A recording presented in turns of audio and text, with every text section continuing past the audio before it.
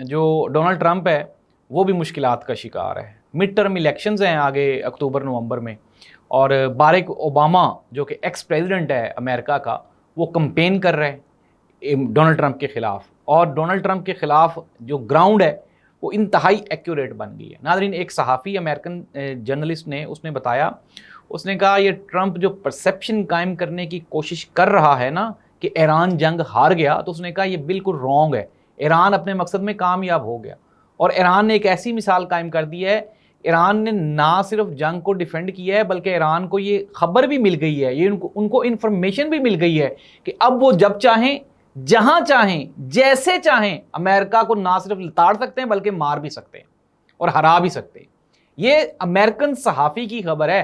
اور ایک اور امریکن صحافی کی خبر یہ بھی ہے, انہوں نے کہا جی کہ چونکہ امریکہ کے پاس جو انٹرسیپٹرز ہیں, جو میزائلز ہیں, وہ ختم ہو گئے یا ختم ہونے کے قریب تر پہنچ گئے ہیں, تو اب خطرہ یہ ہے کہ خدا نہ خواستہ, یہ تو اسرائیل کی جنگ ہے نا, انہوں نے کہا اگر امریکہ کی اپنی کہیں پہ جنگ لگ گئی تو پھر امریکہ اپنا جو ڈیفنس سسٹم ہے اس کو کیسے آگے لے کے چلے گا. ناظرین, ڈونلڈ ٹرمپ نے امریکنز کے ساتھ بالکل وہی کیا ہے جو چاچو نے پاکستانیوں کے ساتھ کیے.